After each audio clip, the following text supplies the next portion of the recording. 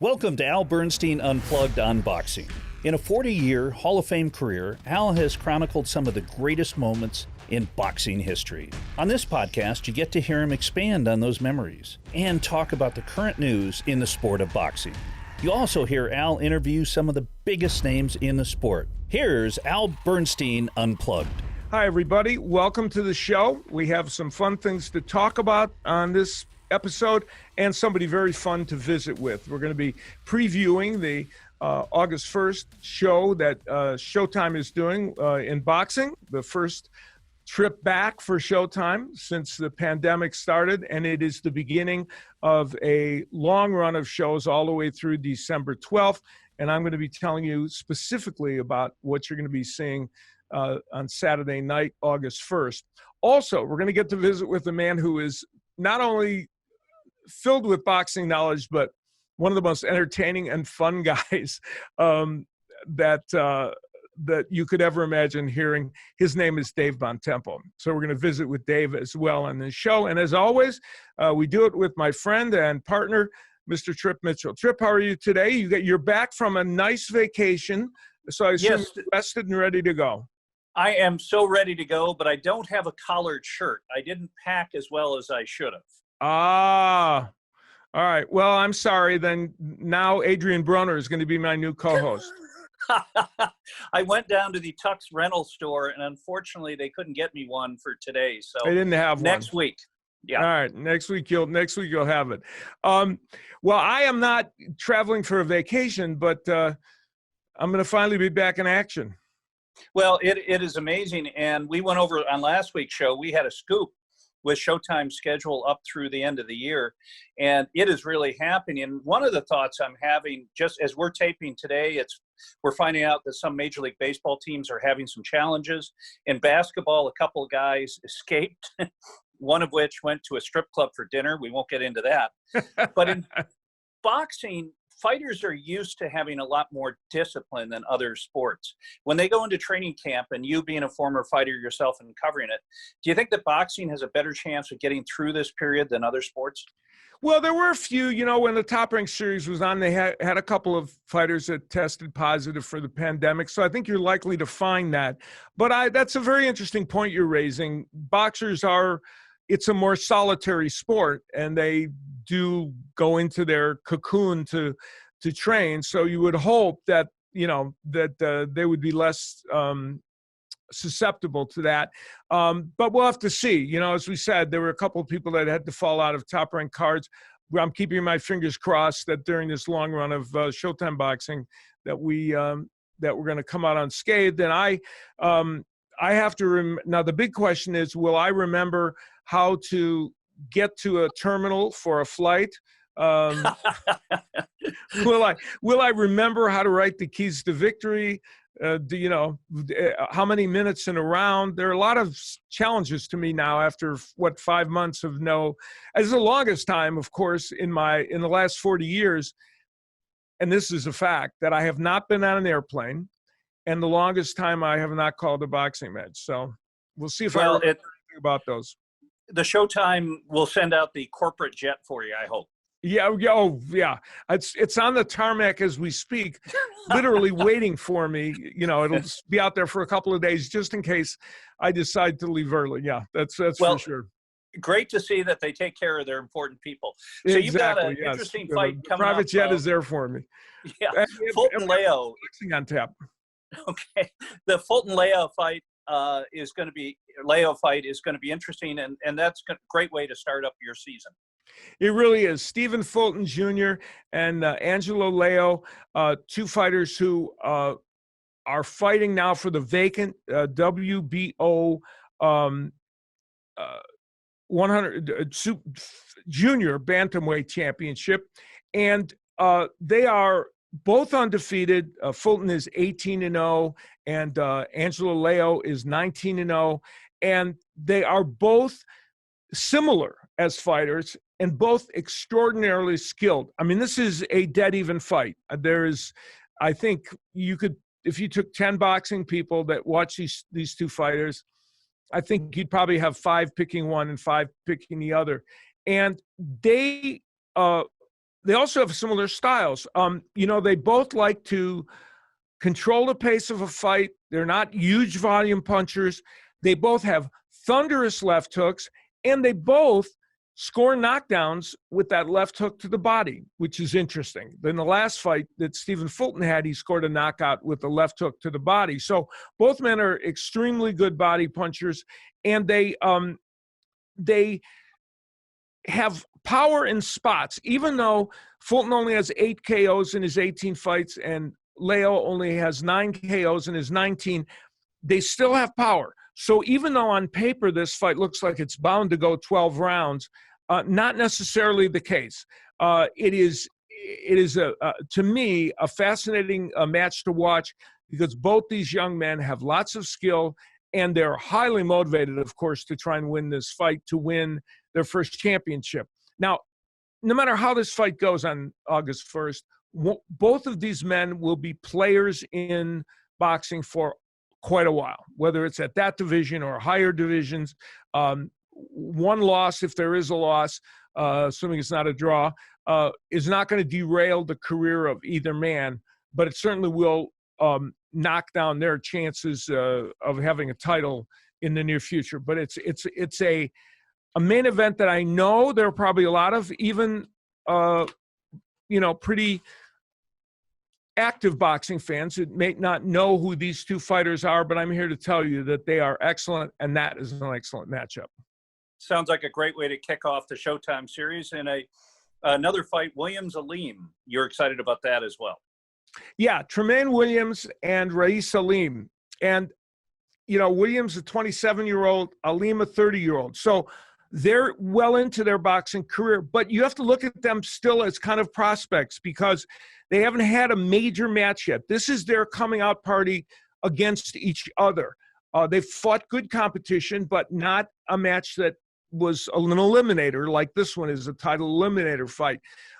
Williams is 16-0, the 27-year-old who is from New Haven, Connecticut, and he is a left-hander with power and speed, and a fighter that is explosive. When you watch him, it's as if all of a sudden, out of nowhere, he's reeling off a 12-punch combination, and you're kind of sitting back amazed. He knocked out William Gonzalez, a good fighter, in the very first round in a fight recently, and he is a very, very talented young man.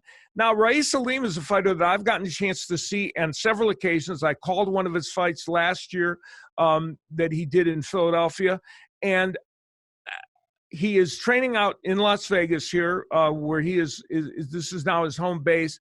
He is also, like Williams, very, very fast in terms of his feet and his hands, and he also has bursts of power. So Aleem is a fighter that I said is a man that has a good chance to win a world title. We're going to find out here because a lot's at stake for these men. Aleem is 30 years of age. Williams 27, which isn't that old, but you're starting to get to the point where you want to get your shot at a world title. And so they have a lot on the line in this match, and we'll see which one comes out unscathed. I tell you, this one also, like the Fulton Leo fight, is 50-50. If you put a gun to my head, I'd have a hard time making a selection of who would win this fight. And speaking of a 50-50 fight, the third fight on our card is a battle of light heavyweights, a rematch, Joe George and Marcos Escudero. Joe George won against Escudero. They were both 10-0 coming into the fight, but this was last November. But Escudero was the favorite in the fight. Joe George performed very, very well. It was a very interesting and exciting matchup, and Joe George won a split decision. So clearly those two fighters, those two light heavyweights, come into this match with a history that tells us this is a fight that is going to be extremely close. So I could not be happier with the first card that we're going to have on Showtime coming out of the box to get back into the sport of boxing. And I think it's going to be a lot of fun. And if I can remember what is a left hook and what is an overhand right, we're going to be fine. A gentleman who does know what those two punches are and has called many a fight in which he's used those terms is a gentleman who was a very fine writer in boxing. He worked for the Atlantic City Press newspaper and covered boxing for a number of other publications, and then became a broadcaster and started his broadcasting career with me in the early 1980s on ESPN, where oftentimes he would work as the color analyst when I did play-by-play, if I switched over to that seat.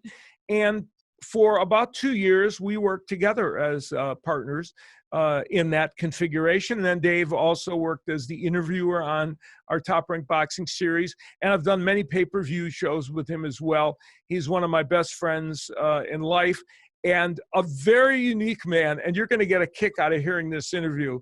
Here it is with Dave Bontempo. Dave, it is great to get a chance to chat with you. We have spent many a year doing boxing together and as friends, and this podcast would not be complete if I didn't get you on as a guest. I would feel incomplete. Well, I appreciate that, and this is absolutely true. You know, you and I go back, to the 1980s, and somebody on Twitter just inquired last night. Hey, when I see you and Al and those guys, were you guys? Did you hang out after the shows to do stuff? I said we sure did. I mean, people don't realize, how intertwined our experiences were. I told them about our hockey games that we would play. We used to play at the Resorts International after the weigh-ins and after the fighter meetings. They had a table hockey game there in their game center, and you and I would play endlessly. We would play endlessly, waiting for 2 o'clock when you could have a Coke. Yes, that's right. They had a rule that you couldn't have a Coca-Cola before 2 o'clock in the buffet. So, and then all the after the fights, how we would sit around and have have a drink and recount everything, and we were watching the formation of the ESPN and the television business, and then it morphed out to being with your family and seeing Wes grow up. So it is a wonderful thing, my friend. I value this very much. Me too. And you just hit on something that is really important. When you and I were doing those shows in the 1980s, and I believe we started when we were 10 years old. Am I correct? I think that was it. But when we were doing those shows in the 1980s, did we lose Dave? I just lost a lot of your audio. Okay, let me start up again with that question. I'll start up with that question. When we did, can you hear me now? What happened? It sounded like music came in the middle while you were talking. And then I lost you. It's probably his Wi-Fi connection. Yeah. Okay. I'll try again. I'll ask that question when you hit on something important, because I think we had Dave up to that point, didn't we? Yes. Or I'll say when we did those shows. Okay. And then you can make an edit there. Okay. All right, here we go. 3, 2. When we did those shows in the 1980s, ESPN was very much, as you alluded to, in its embryonic stages, and people would be surprised to know the bare bones production that we had and how we had to fend for ourselves in almost every conceivable way, whether it was tracking down fighters just to see if we could interview them, to find out a little bit more about them, about the broadcast, to everything else. It was not exactly a plush atmosphere of amenities when it came to doing production. No, Al, we started out with, I remember the weigh-ins that you and I would do at 8 o'clock in the morning. Sure. And we'd ask the guy, what's your record? Oh, it's like about 10-1. How was your last fight? It was pretty good. How did you do? Well, I beat the Venezuelan guy. Well, which guy was that? Hey, Louis, how do you spell the Venezuelan guy's name? Was he the righty or the lefty? Well, he was that guy you fought. Remember when you went down overseas a couple of years ago? That was his brother. Remember? We would hear these conversations, and we had to turn that into actionable intelligence on the air. I realize that's a good point. We were like intel agents, weren't we? We were. Anybody who could give you somebody's line by line record was an informant. So we you know, I mean, you look now, all the information on the internet, how everything is so fast. We would really have to struggle, or God forbid someone's name was incredible. But you know, we were good journalists as a result of that. I mean, we worked hard with that. Well, you know, it speaks to something interesting. Number one, that was still in the age of faxes, right? We used to get faxes about these fighters when they had information. And you're right. Once we met with them, it was an information seeking situation. And the funny thing about that is that we were given almost nothing. Like, we literally, it was just ferreting out what you could ferret out about them. And we had to do. Oh, and the other point about it is that you and I both, you of course were a terrific journalist, and when you started at ESPN, we're still writing for the Atlantic City newspaper. And by the way, I mentioned leading into this, so you remember the Atlantic City Hall of Fame in boxing, rightfully so. And part of that was also your great writing career, writing about boxing. But so. You were a journalist. I was, a newspaper man and a magazine writer prior to getting with ESPN. So that part of our background served us well in that instance, didn't it? It did, and not only at the weigh-ins, but here was something I was thinking about recently too, that when we would speak on the air, didn't we just grasp as newspaper people that basically this is how much time you have to speak. This is what 20 seconds feels like. That's right. What 15 seconds feels like. You can't talk over your other announcer or try to make a point for a minute because you only have a little bit of time. And patterning our concepts and our thought patterns around what we're seeing in the ring, and knowing, I have to get out here. This is where the blow-by-blow person comes in. Get the one line in and get out. I think that helped us a lot in how we delivered what we were saying too. I agree. And when you're writing a newspaper story on boxing, or even a magazine piece where you have a certain amount of words, you can't go on forever. And so you're right. It teaches you to do these things in bite-sized hunks, which is what it's supposed to be in broadcasting, for sure. And in those 1980s, when we did those shows, we did what were fun boxing matches with a lot of characters. You know, we ran into both inside and outside the ring. We ran into some just hysterical people that were created by Damon Runyon, right? Yes, we did. Hey, boxing is good for that, and we ran into a bevy of those people. Yes.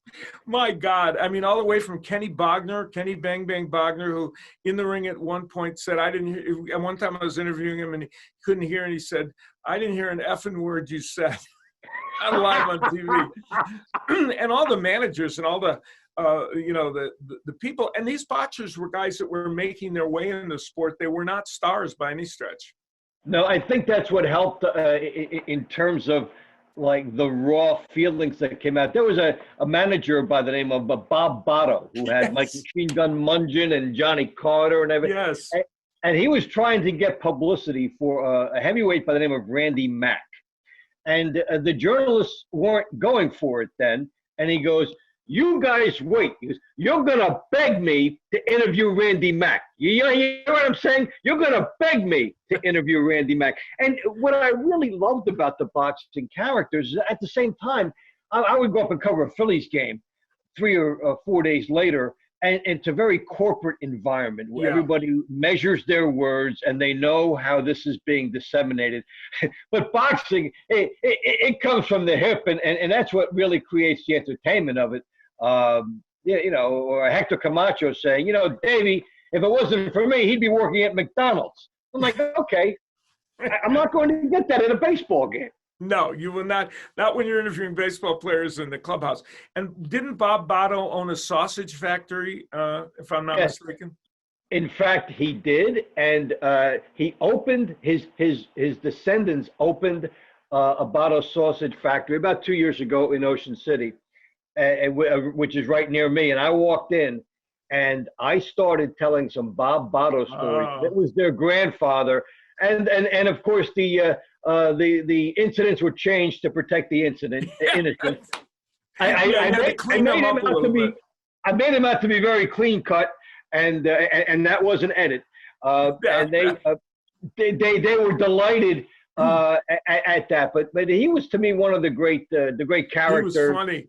And how about when you'd walk into a restaurant, like we'd go into the coffee shop there to have breakfast, and if he was sitting 10 tables over and he saw you, he would get up and in this loud booming voice, "Oh, Bernstein, Dave Bontempo," the whole place could hear him like greet you as he came in.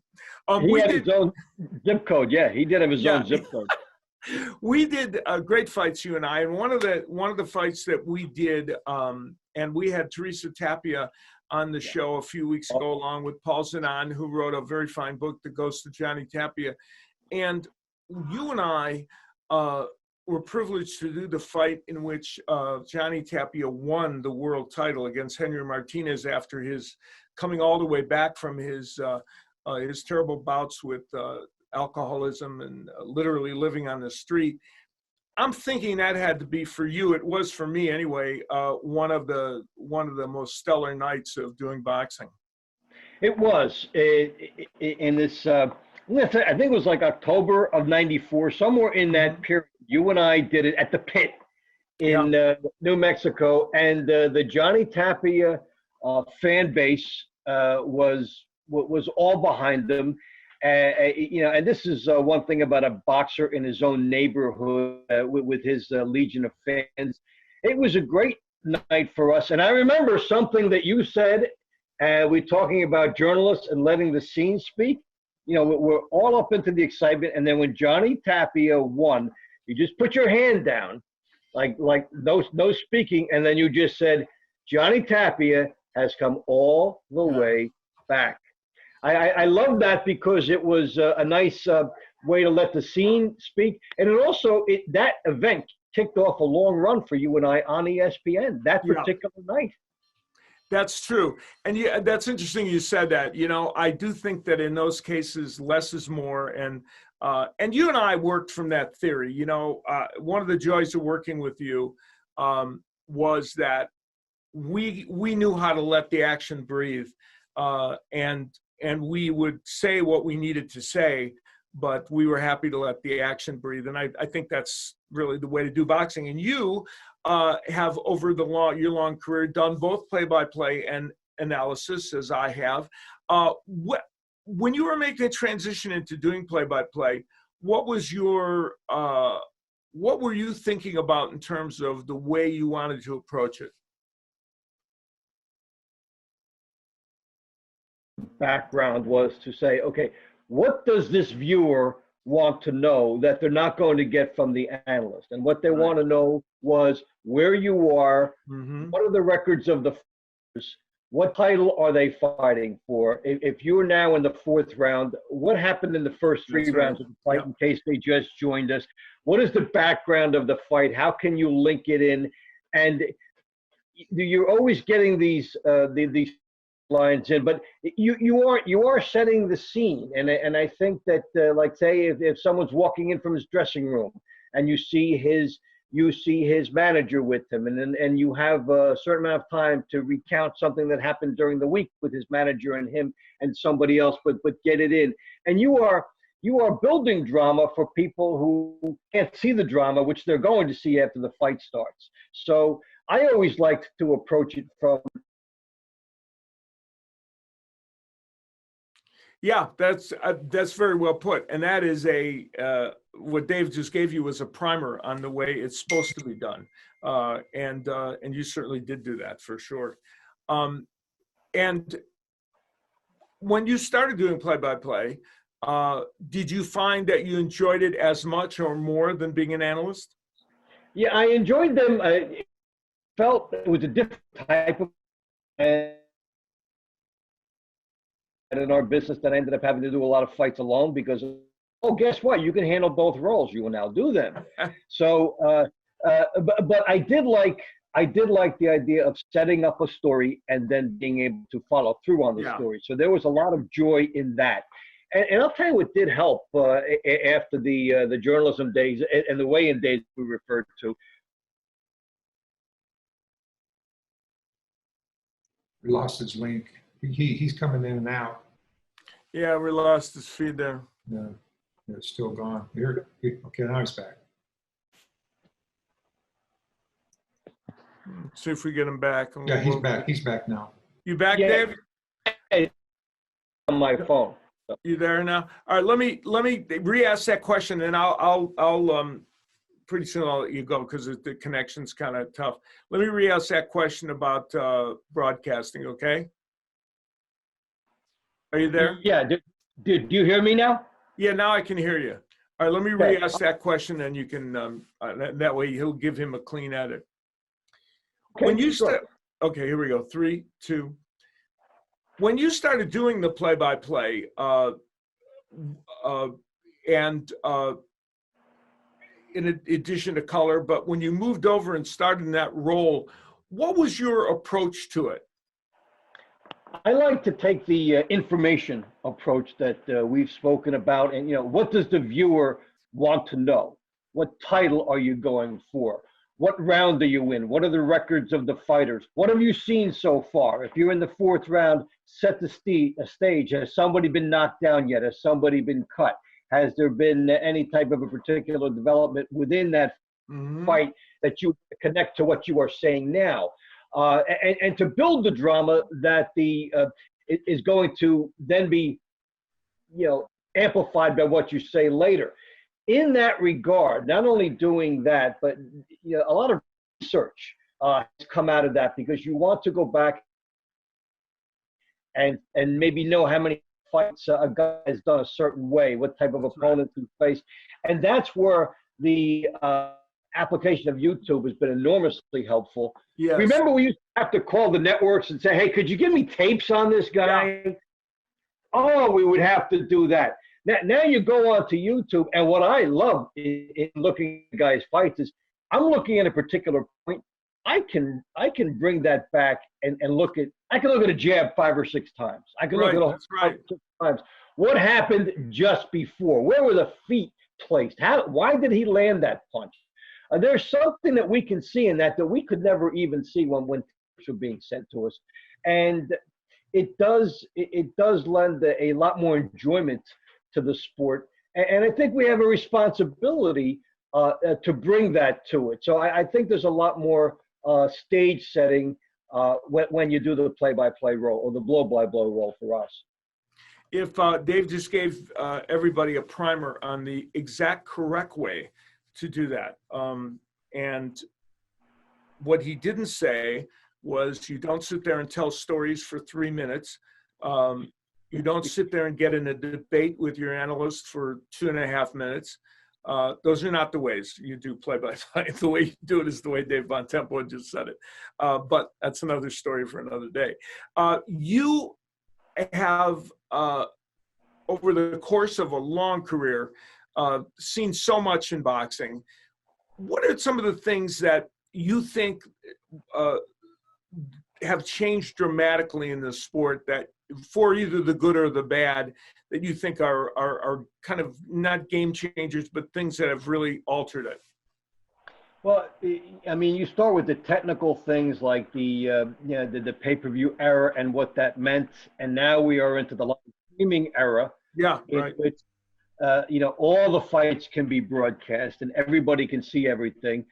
We are in an intense information age. So when we do something, we're talking to people who have maybe gotten vibes from, maybe hundreds of websites that Right. They are now forming an opinion on. So you are talking into that. So I think there's more heightened awareness. I think people like, regardless of the business deals, I think like when PBC came on in 2015 and when Matchroom came on now, they are giving fans a lot more fights inside the top 10. which they can relate to. There are more meaningful fights. It has caused topsy-turvy in our business as far as, contracts and different people and this and that. But it has helped the fans. I would say the thing that's a negative and a drawback is, the age of Twitter and the age of people demanding instant feedback from what they just said on the air. I was with a guy once about 5 or 6 years ago, and we got done talking, and I turned to him to see we were gonna talk next round and say, hey, set me up for this, I'll set you up for that. And he's staring at his phone to see what kind of feedback he just got from what he said. And I believe, I think some announcers are reacting to this. Like say you really gush about a fight, right, or maybe down on something. You see these Twitter reactions in the round after, and what happens is I'm hearing announcers reacting to what they saw on Twitter, and so now they're patterning their comments to the audience instead of leading their audience. I think that's a fascinating point, and there are more than a few announcers that are literally on Twitter as they're doing the fights, which is hard. I mean, I have on occasion, I will say, in between fights as a way of promotion, gone on and done a tweet that says, hey, our main event is coming up, whatever. But I'm certainly not going to sit there and be on Twitter, taking the comments as we go. But that is a fascinating point. That is something that we could never have foreseen back in those days when we were doing the boxing, the early days of ESPN. That would not be something you could ever imagine even happening. You have done the sport for many different outlets, and I mentioned that you're, of course, a great writer, and you continue to this day to write for so many different outlets. One of the things that I find fascinating about you is you're a very eclectic writer. You write about gaming. You write about all sports. Does it make you, as a communicator, do you like the idea of doing a variety of things? I really do. There's a challenge to all of it. And like you mentioned the gaming writing. Well, when you look at companies, a company taking over a company could be like the Yankees signing a free agent. Right. You look at the different, technological innovations, and still people competing against people. And underneath everything, whether it's the gaming or now, doing so much writing for the betting websites, we talk in our business about styles make fights, and I would take that into every element of your life. And you cover a sport, a fast-breaking NBA team will go up against a team that wants to sit on the ball a little bit. A football team, a running team versus a passing team. In anything you see, there's going to be somebody who imposes their will on another, and then they're the team that wins because they were able to apply that. And also, I have to tell you, with these things I'm doing now, tapping into the enthusiasm of people surrounding betting, because without betting there would not be sports, because people don't have the time to watch a 3-hour baseball game, no matter how much we love it. Nobody will sit there and watch it unless they've got action every few seconds on it. It's a good point. Yeah, and it is a relatively new canvas for writing and broadcasting for people to talk about it. I'll end this interview by talking about one of the things about Dave is that I think of you as kind of, I don't want to insult you with this because I'm not specifically related, but you're like the Eric Hoffer of our day, right? And I say that in all the best terms of saying Eric Hoffer. And for you young folks, Google him if you don't know who he is. Dave is the philosopher of sports and life. And one of your greatest lines in history is when you said, look, in baseball, if you get a hit 1 out of every 3 times, you are a big success. In life, if you make the right decision 1 out of 3, people are calling you a failure. That's not fair. Yes, and we took that to the 5 out of 8 stage, which is how we live. And I believe if every 8 decisions you make in your life, if 5 of them are good, you're going to have a very prosperous life. 5 out of 8 is 100 wins. in a baseball season. There you go. Something along that line. 6 out of 8, you're going to be in the Hall of Fame. 7 out of 8, you ended up in the clergy because you didn't have enough time to enjoy the things you should have. So I tell people to try to keep it between 5.5 and 6. That'll be the best part of their life. Unless you want to be a clergyman, in which case 7 out of 8 is where you're supposed to aspire to. That's where you belong, but you have a different calling. You're in a different realm. But for most people, I think right between 5 and 6 is where you want to be. All right, and see now that there for everybody watching and listening, you did not realize that when you tuned into this podcast, you weren't just going to hear Dave talk about boxing and sports and broadcasting. You were going to get meaningful life advice. And I can't think of anyone better to follow it from than Dave Bontempo. Dave, what a joy to talk to you. Hopefully, if you're unlucky, I won't lose your phone number, and I'll be after you again to guest on here as the fights, especially as the fights ramp up and we start to see more boxing. It will be a pleasure. And hey, listen, we can cover a variety of things. And as we go along in life, I really value our friendship that goes back so far. These type of things mean so much now at this point in our lives. You know, these are the prizes we've collected along the way, these friendships. And so it's a great line. I value it every day, man. That's why you're a writer. These are the prizes that we've collected along the way. That's a great way to put it. Dave, thank you so much, and we'll visit again soon. Always a pleasure, my brother. Be good. Take care. So that was our chat with Dave Bontempo. You will never get anyone to explain the meaning of life better than Davey B did in that one segment in that interview. That's going to be my favorite clip from this show for a long, long time. So it was a lot of fun visiting with Tim Tripp and going back on memory lane to all the times I worked with him. Well, that is fun. Now, you've done both. You've done blow-by-blow, which is the boxing term for play-by-play. Right. And you do color. Which do you prefer? You know, it's funny. I probably, being the analyst, of course, is a different role, and I enjoy it. I love it, but I love the challenge of doing play-by-play or blow-by-blow. Probably because I haven't done it as much as I am the analyst. I did in my days at ESPN. I'm going to say I probably did overall maybe 100 shows, as a play-by-play person. I mean, overall there in 15 years, I did 50 shows a year, 45 shows a year. So if you take 100, that equates to about 2 out of the 15 years that I did play-by-play. And I've done it on pay-per-view matches. I've also sat in at Showtime doing play-by-play hosting on Showbox. I even did I sat in for Royal Ronaldo when we did MMA a couple of times, which was a lot of fun. And of course, play-by-play is what I would do there because I'm not an analyst, not qualified to be an analyst on mixed martial arts. So I really love doing it. And I like it because you get a chance to use a different set of skills.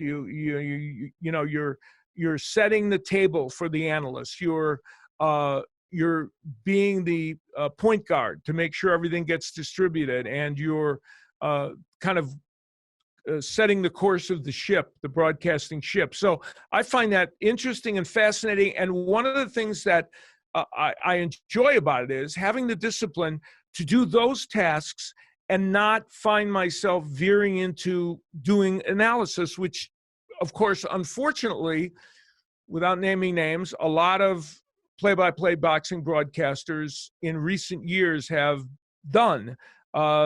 They, for some reason, seem bored or unwilling to do the actual work of a play-by-play, blow-by-blow announcer, and they're either too busy giving their own analysis or constantly asking questions or whatever. And I find that I like the idea that, of course, I could do analysis since that's what I do, but I try and stick with what my role is. And so I enjoy doing that. It'd be hard for me to say which one I like better.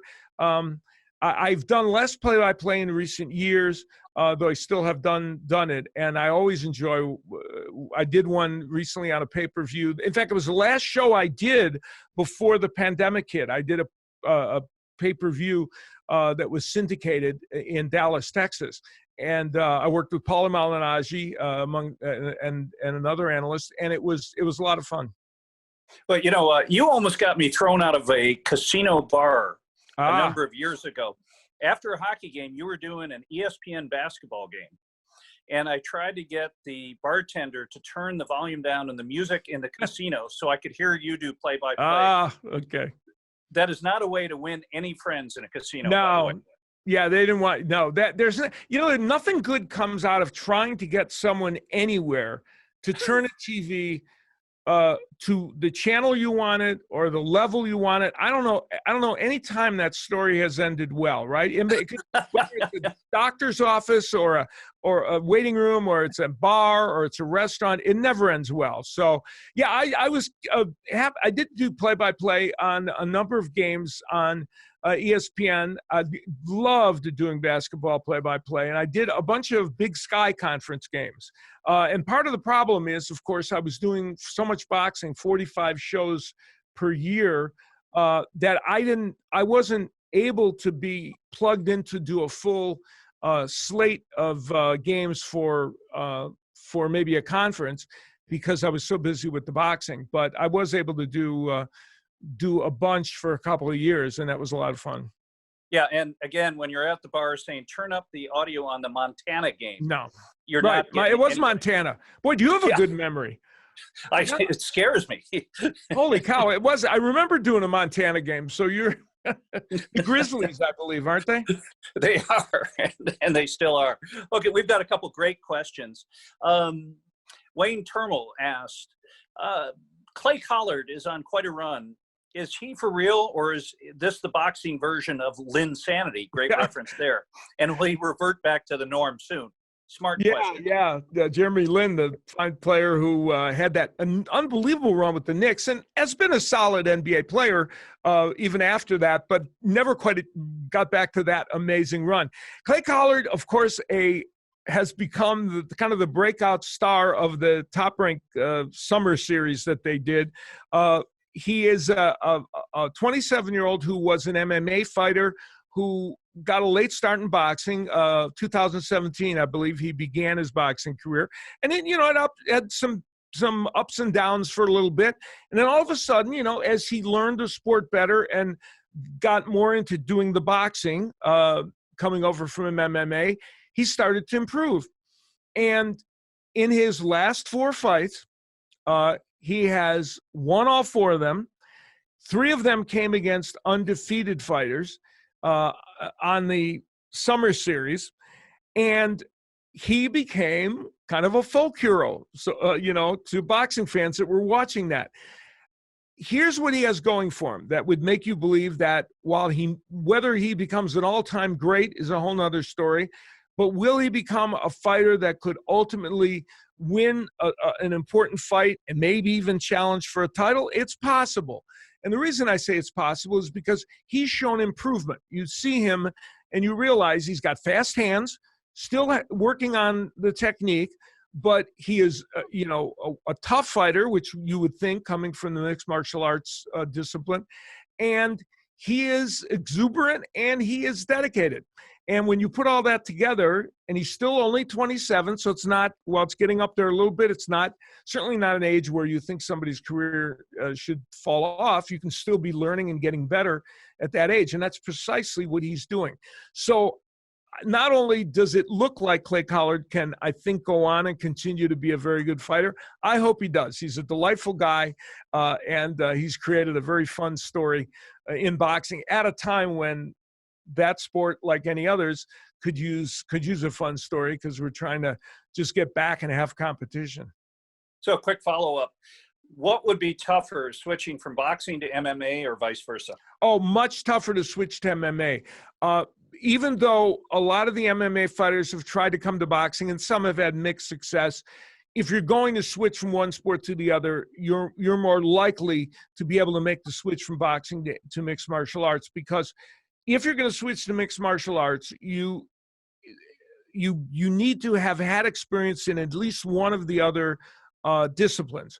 Holly Holm, let's take her as an example. A terrific woman's fighter, champion at various times considered maybe the best woman boxer on the planet. She was a kickboxer before she boxed.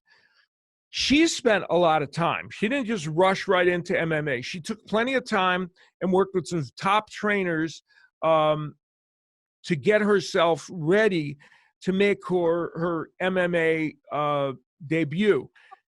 She was able to do it and do it very successfully. Of course, she was a champion and still has aspirations to be a champion and beat Ronda Rousey in a very, historic evening. So you can make the transition from boxing to mixed martial arts if you already have experience in one of the other disciplines, and even then it's difficult. But you have to have that. If you just say, I'm a boxer and I want to become a mixed martial artist, if you don't have experience in one of the other disciplines, you need to devote at least a year to training with top MMA folks to see if you can make that transition. Okay, great answer. So I've got another question, and this goes to something that will only be controversial for the rest of time, and that's judging. Right. Yeah. Franklin Alvarez writes, hey, Al, in your opinion, what would be the best way to improve judging? It has to be addressed, but we seem too complacent with the status quo. Every card I dread hearing scorecards, especially with the whole A and B side culture that plagues the sport. Yeah, this is a twofold question. One of the parts, which is very difficult to get into and I don't know if it has an answer other than commissions being very aware of it and paying attention to it, and also having the will to change it. When a very well-known fighter, who is a favorite in a sport, is fighting someone that isn't well-known and isn't a star, is there an unconscious bias by the judges to the star? And that is especially dangerous if it is there in the early rounds, because here's what happens. Sometimes these quote unquote B-side fighters will all of a sudden find themselves in round 4 of a fight. And we look, after the fight's over, we look on some of these scorecards and we see that maybe they didn't win any of those rounds or only won one of them. And then maybe they're winning some rounds after that. But in the early going, that, whether it's true or not true, it would appear that some judges kind of have a preconceived notion of who's going to likely to do well in that fight. And if these were close rounds, or they're going to end up leaning toward the A-side fighter. I don't know what you do about that. It's wrong. And it also, by the way, infects my profession, the announcers, which annoys me to no end. It is the bane of my existence that there's boxing announcers who call fights from the standpoint of the fighter who is the A side of the equation. By the way, here's a trick. Next time you're listening to a fight and you hear an announcer refer to the star or any fighter, a specific fighter, by his first name, and they're referring to the other fighter by his last name, that's how their unconscious bias comes out. They don't even know they're doing it, but they do it. So that's a tip for you. When you hear that, you know that you got a problem. But so that's where, these early rounds, especially for judges, the only way to combat that is for commissions to pay attention to it, look at it, review the cards of that judge when it's in that situation, and make sure. Now, the other problem is pure competence. How do we get boxing judges to score these rounds fairly when they're trying to score it fairly, but they're missing the mark?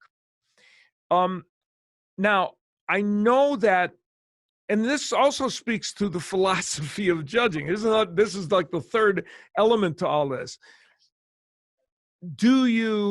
If I land 20 punches and you land 12,